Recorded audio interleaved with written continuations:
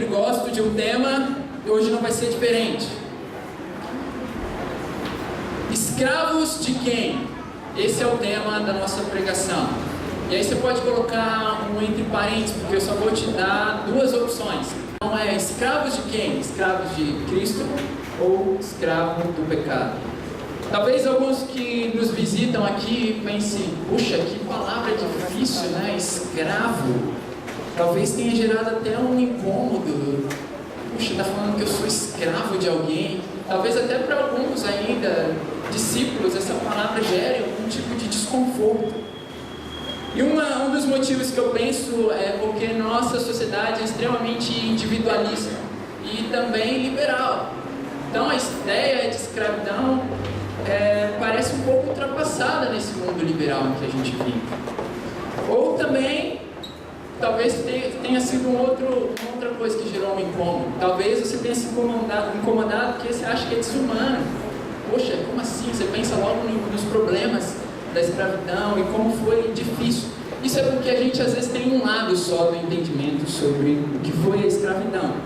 Mas às vezes a gente pensa também como algo desumano. E às vezes é mesmo, a gente vê muitas histórias e talvez por isso tenha te gerado desconforto.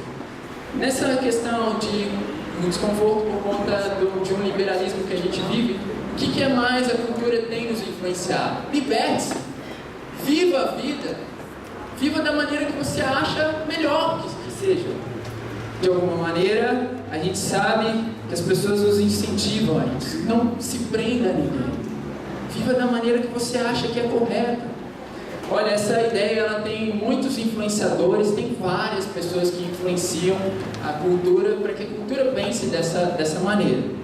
Eu peguei dois filósofos, eu gosto um pouco de filosofia, e a gente sabe que eles têm muita influência também para esse tipo de pensamento que eu acabei de falar sobre o liberalismo. Immanuel Kant, que é um filósofo, ele de uma certa maneira ele acredita que o ser humano só é capaz de se conhecer a verdade raciocinando. E a verdade então é um pouco relativa nesse sentido. Não é o outro que detém a verdade, você tem que questionar, você tem que raciocinar. Talvez ele não detenha, não existe essa verdade, é uma construção racional. Foucault, que é um outro filósofo também, ele acreditava que as instituições elas queriam de alguma maneira promover o poder. Quem eram as instituições? Em quem a gente pensa? A igreja, a gente pensa os pais, a família como uma instituição. Então Foucault pensava, olha, existem instituições que querem pegar você, querem acabar com a sua liberdade de expressão. E aí ele então aponta para um cuidado e tudo mais que a gente deveria ter, segundo ele. Então, tanto ele, Kant, como Foucault pensam assim, que a razão poderia, de alguma maneira, ajudar, né, até certo ponto, o ser humano a se libertar. Olha, outro lado da moeda, talvez, para que você tenha talvez gerado um incômodo, é pela possibilidade de o conceito de escravo ser bastante desumano. Fala assim, puxa, aconteceram tantas coisas, mas para espanto de muitos de nós, essa palavra em grego, escravo, é doulos, e ela aparece mais de 150 vezes no Novo Testamento. Só que muitas vezes o que acontece? Essa palavra ela é substituída por servo.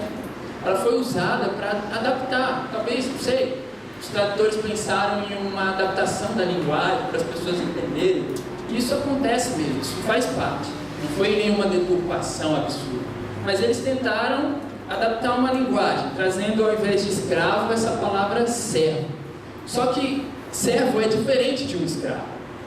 O servo, de uma certa maneira, ele escolhia quem seria a pessoa na qual ele iria trabalhar. Ele se voluntariava e ele tinha inclusive alguns direitos, mas o escravo não. O escravo, quando ele se oferecia, era, olha, meu direito ele está todo atrelado ao seu. E é esse o sentido que talvez se perdeu um pouco por essa adaptação da linguagem, porque realmente quando a Bíblia fala servo, está ligado a escravo mesmo, de você estar ligado ao outro.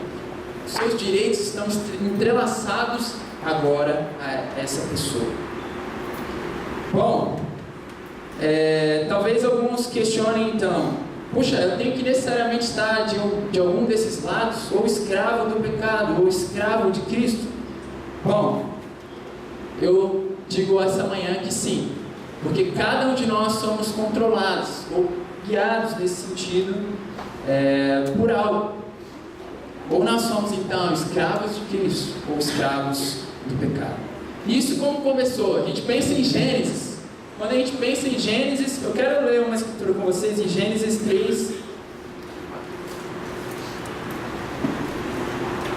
3, verso 1 ao 5. Diz assim, Gênesis 3, versículo do 1 ao 5. Ora, a serpente era o mais astuto de todos os homens, todos os animais selvagens que o Senhor Deus tinha feito. E ela perguntou à mulher: foi isso mesmo que Deus disse? Não coma de nenhum fruto das árvores do jardim? Respondeu a mulher à serpente: podemos comer do fruto das árvores do jardim, mas Deus disse: não coma do fruto da árvore que está no meio do jardim, nem toque nele, do contrário vocês morrerão. Disse a serpente à mulher: certamente não morrerão. Deus sabe que no dia em que dele comerem, seus olhos se abrirão, e você, assim como Deus, serão conhecedores do bem e do mal. Olha só a ideia aqui sendo plantada no coração do homem. A ideia de que você precisa pensar, raciocinar, e não é de agora, ela é muito antiga. Essa mentira, ela é muito antiga e ela foi sustentada por Satanás como uma incitação. Olha, você vai ser como Deus, você vai poder pensar como Ele, de uma certa maneira. Mas também uma das coisas que, quando a gente percebe nessa passagem, que está atrelado ao sentido dele ter tentado, Satanás ter tentado os seres humanos dessa maneira, é dizer uma mentira do tipo: Deus é um Deus castrador, Deus é um Deus que vai acabar com a sua liberdade, Ele é só preocupado consigo mesmo. A gente pode pensar que por trás dessas mentiras havia isso. Deus é um Deus egoísta. Olha só, vocês não são como Ele. Essa era a mentira que Satanás estava colocando no coração da humanidade desde o começo. Romanos é um livro que nós vamos ler essa manhã, e ele conta muito da queda, que foi um pouco do que a gente acabou de ler, da queda, da consequência que isso gerou, mas também da ajuda que Deus nos deu. Não é qualquer ajuda, Ele enviando o seu Salvador, o nosso Salvador, para nos resgatar dessa mentira com a falsa liberdade. Vamos ler Romanos capítulo 6. Espero que esteja andando para vocês entenderem. A gente está construindo algo para a gente poder entender com profundidade de onde tem vindo essas ideias.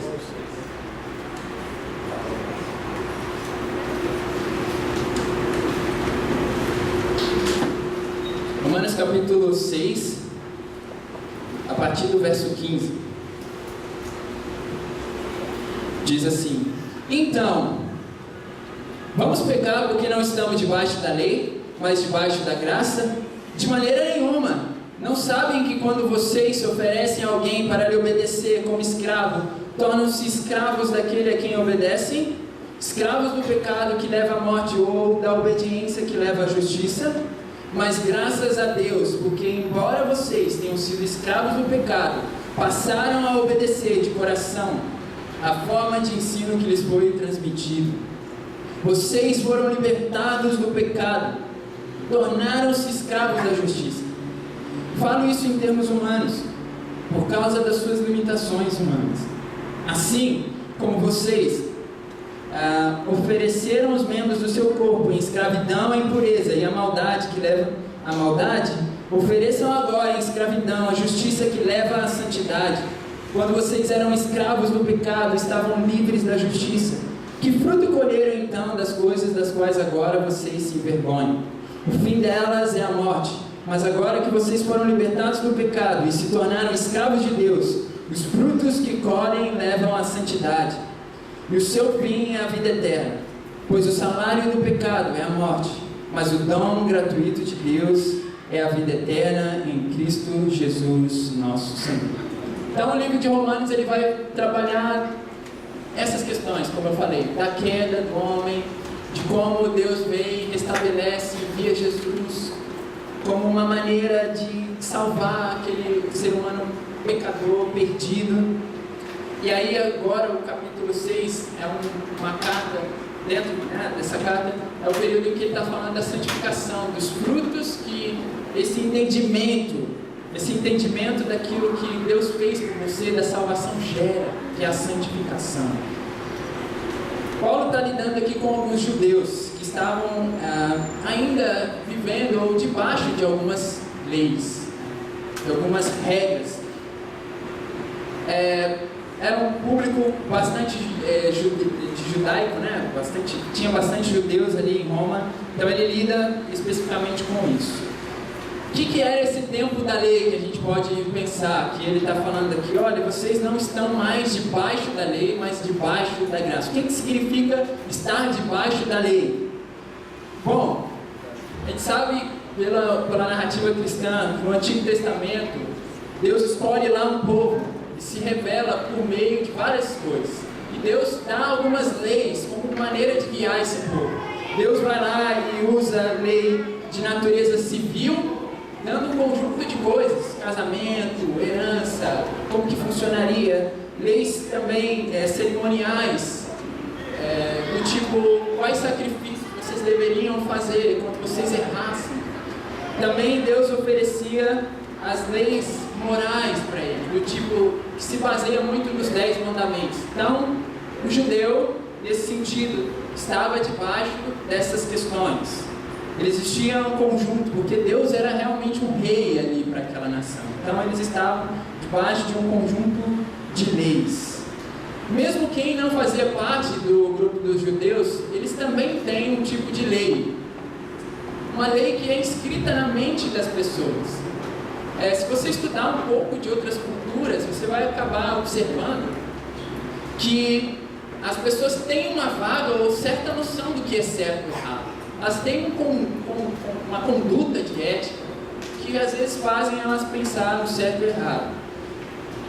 Tudo bem, então a nação de Israel recebeu essas leis escritas, cerimoniais, mas também os gentios, também pela essa maneira como Deus faz, né, de ter essa lei que vai também a outras culturas, que não necessariamente precisa se ter de escritas, mas Deus escreve ou colocou na mente das pessoas uma noção, mesmo sendo de culturas diferentes, do que é certo ou o que é errado. Eles estavam debaixo dessa lei.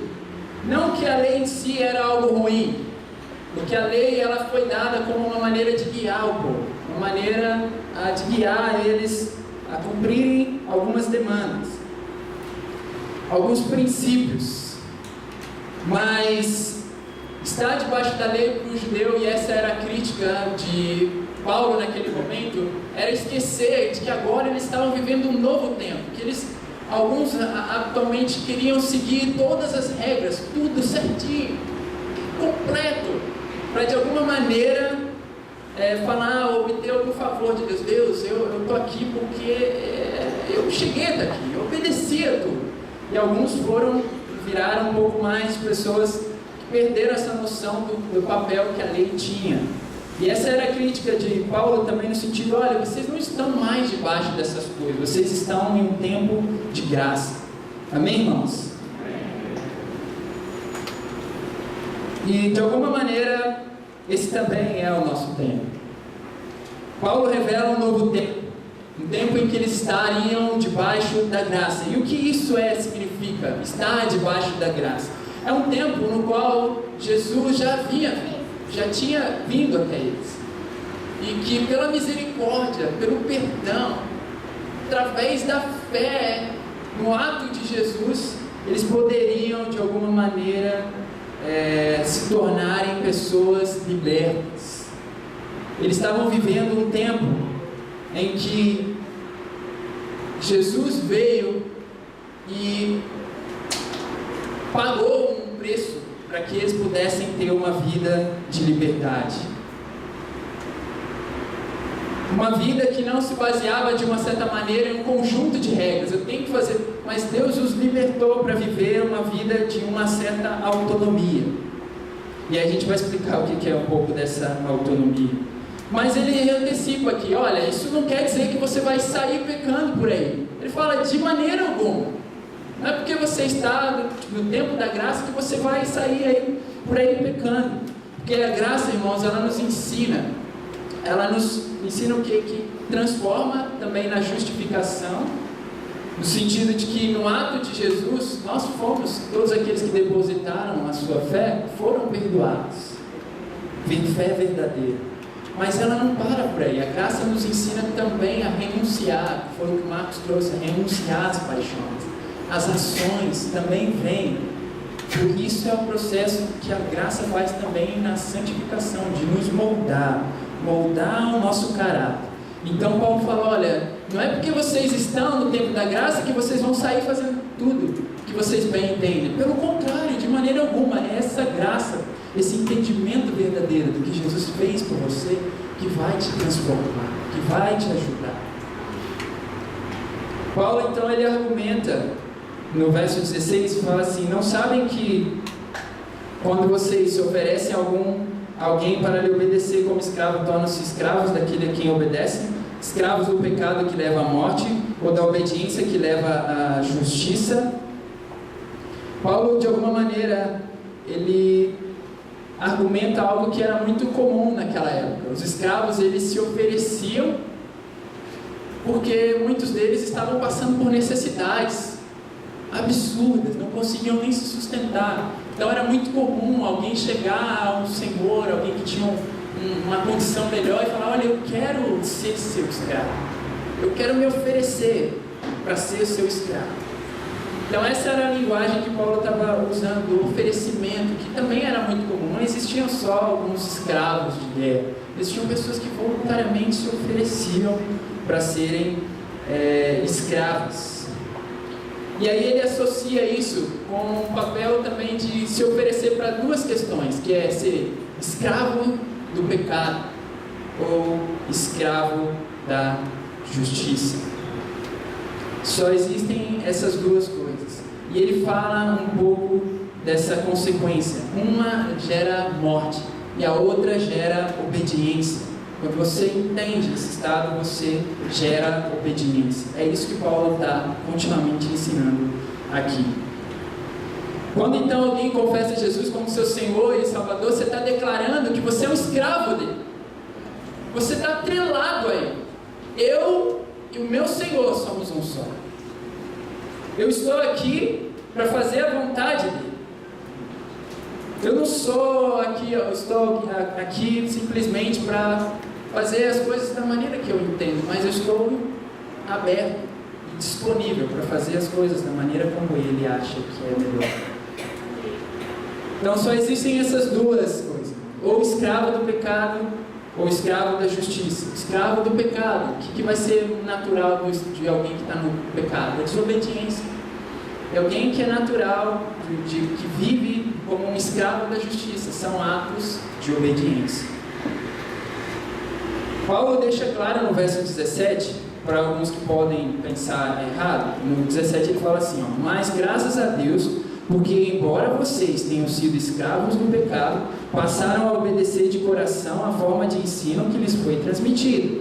Vocês foram libertados do pecado e tornaram-se escravos da justiça. Ele fala, mas graças a Deus que vocês se ofereceram para serem escravos da justiça. Deus que fez um molde, que é o que ele fala aqui, ó. Passaram a obedecer na forma de ensino que lhes foi transmitido. E que ensino é esse que a gente recebeu, que nós internalizamos, que foi graças a Deus que mudou você, que transformou o seu caráter? É o ensino do Evangelho.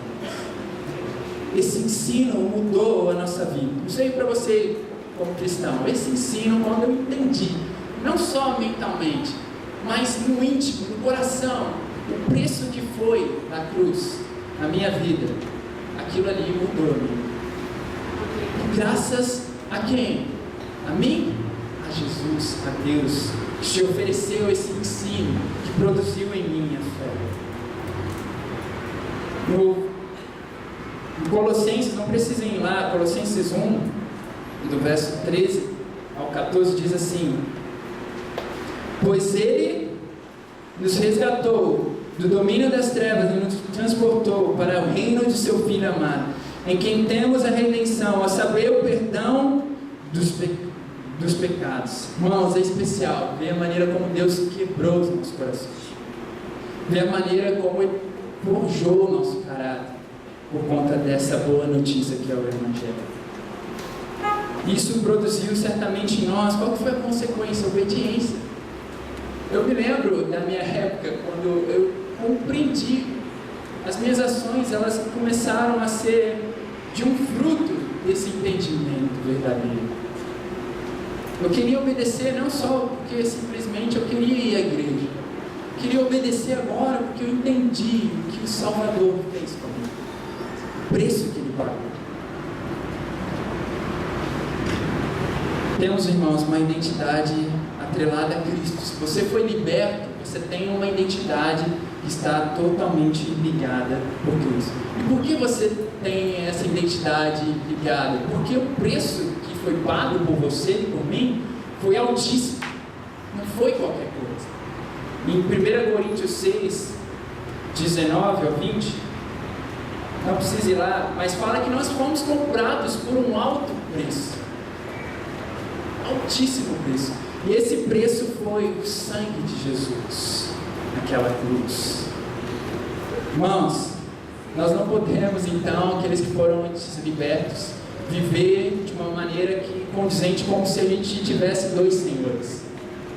Nós fomos atrelados, nossa identidade está ligada a Cristo. Nós não fomos chamados a servirmos a dois senhores. O preço foi altíssimo, foi o sangue de Jesus. E olha, para alguns que pensam assim, que o cristianismo, eu tenho alguns amigos meus que pensam que o cristão ele é todo quadradão, né? A gente até está andando com um rapaz na universidade, o Rodolfo conhece, e ele fica surpreso: nossa, vocês fazem festa? Nossa, vocês jogam bola? Nossa, parece que a gente é extraterrestre, né, Rodolfo? Não sei se você tem essa ideia lá. Mas essa vaga ideia de que o cristão ele não tem liberdade, que ele não pode fazer nada, é o careta, é o chato, é o sem graça da turma. Você identifica o cristão rápido para essas pessoas. É só chamar para sair que você vai ver quem é um cristão. Ou deveria ser assim, amém, irmãos? Vocês são cristãos, né? Deveria ser assim. Então, tem pessoas que pensam que é isso, que a gente se limita a fazer tudo, mas na verdade não é isso. Para você que nos visita, não é isso. A gente limita, certo? E esses limites quem coloca são Deus e não são homens, tá? A Bíblia, a gente procura seguir esses limites que a Bíblia ensina, são restrições para que a gente possa encontrar a verdadeira felicidade, a verdadeira liberdade.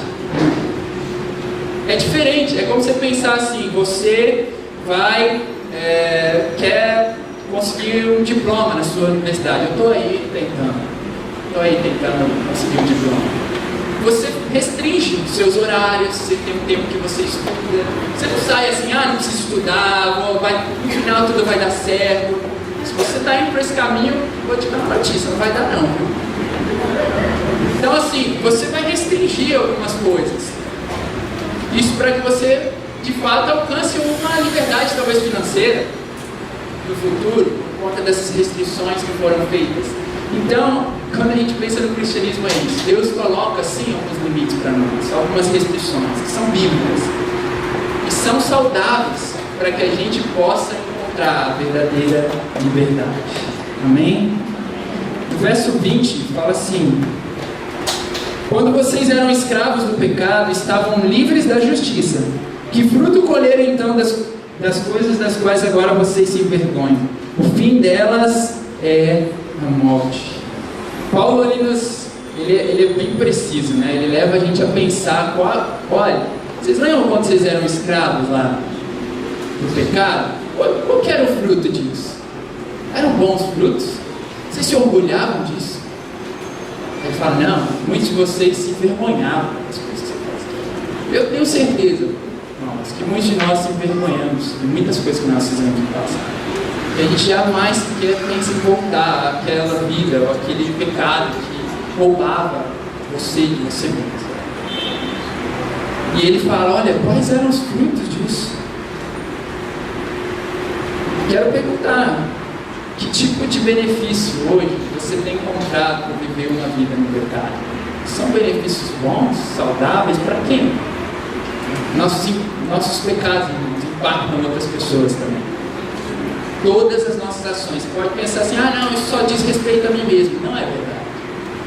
Todos os pecados impactam de alguma maneira nas pessoas, nos relacionamentos, enfim, nas diferentes áreas em que a gente está envolvido. Eu lembro quando o pecado estava tão forte do egoísmo na minha vida e como eu não me relacionava com as pessoas, como eu não relacionava com as pessoas.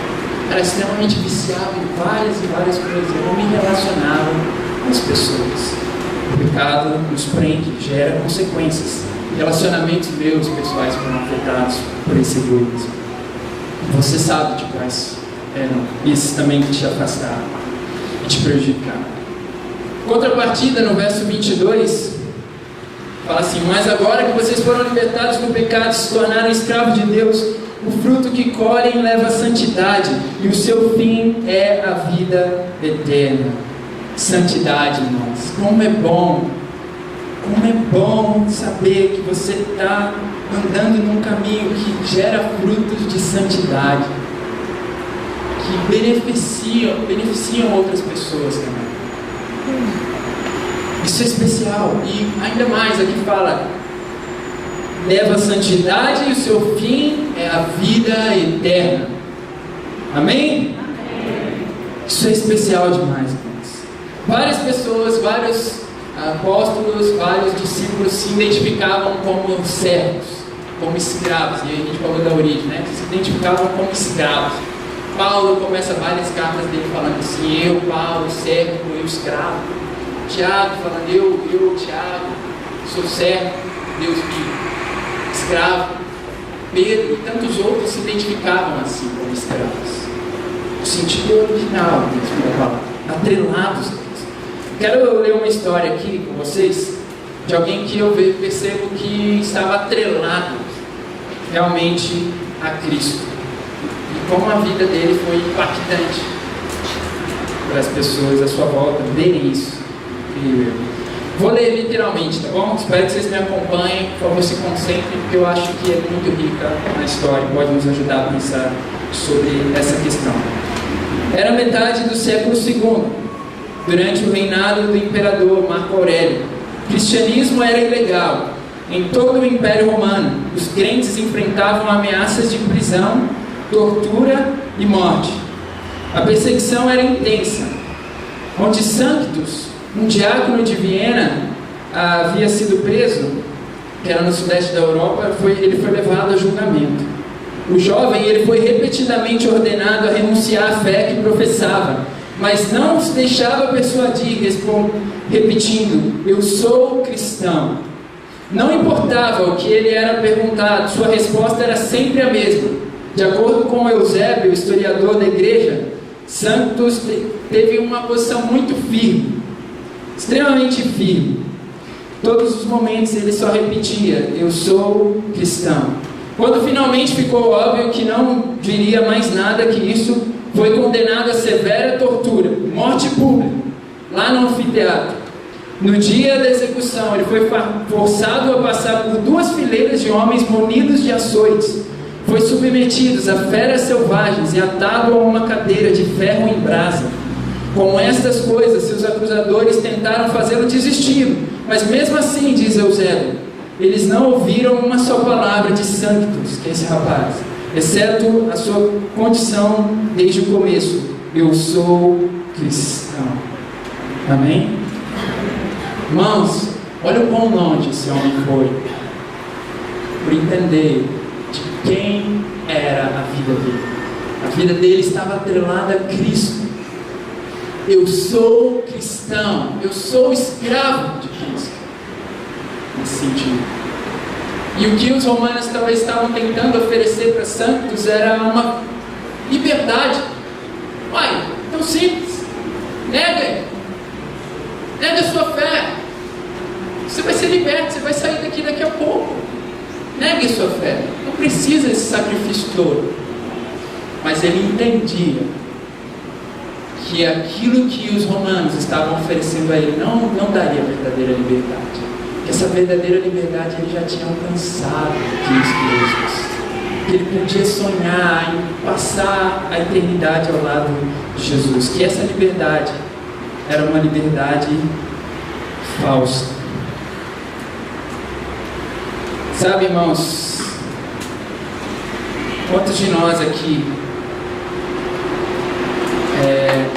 estamos convictos para dizer: eu sou cristão, no dia a dia, eu sou um escravo de Cristo, independente de qualquer coisa. Eu sei que existem restrições aqui, mas eu quero honrar aquilo que eu fui chamado para servir ao único Senhor e Salvador. Sabe, a gente pensa que quando está no pecado que a gente está vivendo liberto. Quando muitos aqui talvez estavam num mundo de pecado, você pensa: puxa, eu sou tão liberto, eu posso fazer o que eu quero. Mas a verdade é que você era muito dominado por esse pecado. Então essa falsa ilusão, ela tem que cair por terra. A Bíblia fala em João 8, verso 32: conhecereis a verdade, e a verdade vai nos libertar. Amém, irmãos? Amém. Porque conhecemos a verdade, que nós, então, fomos libertos. Só que o que é mais especial pensar nisso também é que, apesar desse ser o estado que nós vivemos como escravos de Cristo, não é assim que Deus nos vê, não é assim como Ele nos chama, inclusive. Tem uma escritura aqui, João 15, essa é o que eu quero que vocês possam acompanhar, por favor. João 15, verso 15.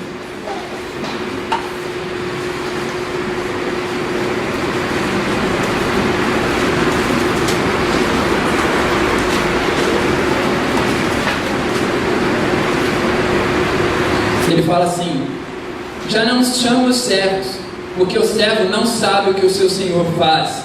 Em vez disso, eu os chamo de amigos, porque tudo que eu vi de meu Pai, eu lhes tornei conhecido.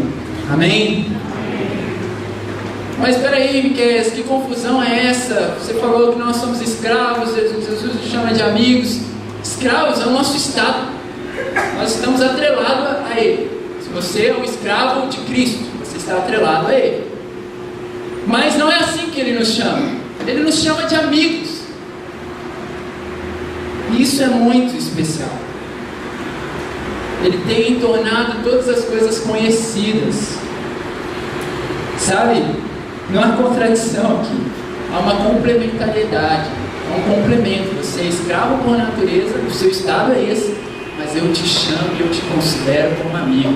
Inclusive, nas épocas passadas, haviam escravos que nem queriam sair da casa dos seus senhores, porque era tão bom estar ali com aquela família.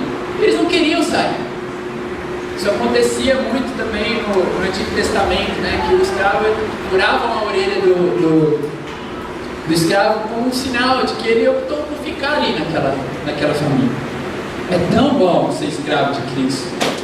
É tão bom que Ele também nos dá a chance de sermos vistos como seus amigos e reinarmos com Ele, participarmos do seu precioso plano.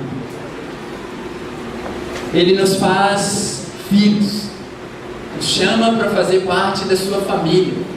Você não vai mais estar atrelado a qualquer um. Você vai ser meu filho, vai receber a minha herança, você vai ser co-herdeiro. Romanos fala muito sobre isso. Vocês vão reinar comigo. Você, de alguma maneira, vai desfrutar do meu trono. Sabe, nós somos feitos escravos da justiça para que nós pudéssemos, então, encontrar a verdadeira liberdade. A verdadeira liberdade já aqui nesse mundo, mas muito mais completa, muito mais absoluta no último dia, onde a gente vai com alegria falar: Deus, como valeu a pena restringir algumas coisas, mas porque eu entendo que isso fez parte porque o Senhor é bom, porque o Senhor queria que eu reinasse com o Senhor. Deus, isso é muito bom e eu te agradeço por isso. Nós vamos, sim, uma vez depositando nossa fé e nossa confiança em Jesus Cristo, passamos a ser considerados participantes desse reino que Ele preparou para nós. Você que nos visita pode parecer meio estranho tudo isso que eu estou falando, mas eu quero te fazer um convite. Estude mais a Bíblia. Talvez a sua vida você esteja notando várias coisas que têm dominado a sua vida. E você fala: não tenho autonomia, que tanto falam que eu teria algum dia. Eu sinto um vazio, eu não consigo preencher esse vazio. E a gente sabe que você não vai conseguir mesmo. Porque, de fato, só existe vida em Cristo. Nós acreditamos nisso. Eu quero te convidar a conversar com a pessoa que te trouxe. Fale-me mais sobre essa pessoa, sobre Jesus, que é capaz de me libertar de mim mesmo, da minha escravidão. A você que já é membro, quero te dar alguns conselhos. Vá para sua casa, pense nisso. Pense que eu fui liberto, de coração. Poxa Deus, eu vou orar a Deus, eu vou abrir meu coração. Poxa Deus, obrigado, porque eu fui liberto. O Senhor me tornou um escravo da justiça. Isso não tem a ver com os atos de justiça que eu pratiquei. Foi o Senhor que se antecipou a mim. Lembrar de que sua vida ali, na sua oração pessoal com Deus, está atrelada ao seu Mestre. Então, viva e se esforce. Esforce muito. Mas, quando você falhar, quando você errar, quando você cair, lembre-se também da graça de Deus. Que você vive debaixo da graça. Que com Ele você pode recomeçar. A gente não está falando aqui que nós somos um grupo de pessoas perfeitas. Que nós não somos. A gente pode ser realista. Mas é tão diferente quando nós de fato somos transformados. Agora nós entendemos que a gente precisa de ajuda, que a gente precisa de arrependimento, que a gente precisa de confessar, falar para Deus do nosso coração, falar de como a gente está nos sentindo, porque isso também é uma maneira que a gente vai encontrando cura. Então, isso é muito especial, saber disso. E talvez um outro conselho que eu daria, pensando nessa mensagem, olha para a sua própria vida. Você que é um cristão, se você sente que isso foi primordial, conhecer Jesus, e eu acredito que sim, foi primordial na sua vida, pense também naquelas pessoas que Deus já está trabalhando no coração delas. Pense nessas pessoas também. A gente pode viver assim, do tipo assim: bom, eu fui liberto do meu pecado, então não me resta nada a fazer ou comunicar com outras pessoas. Isso é uma falta de amor, isso é uma falta de sensibilidade. Por entender que de fato o Evangelho, como transformou a sua vida, pode transformar outras pessoas. Esse é meu desejo, irmãos, que a gente possa ser reconhecido como escravos de Cristo no último dia, escravos da justiça, pessoas que sofreram, que amaram, que foram e lutaram, mas que acima de tudo contaram com a graça de Deus, porque no fim é só por isso que nós fomos salvos. Amém? Oremos.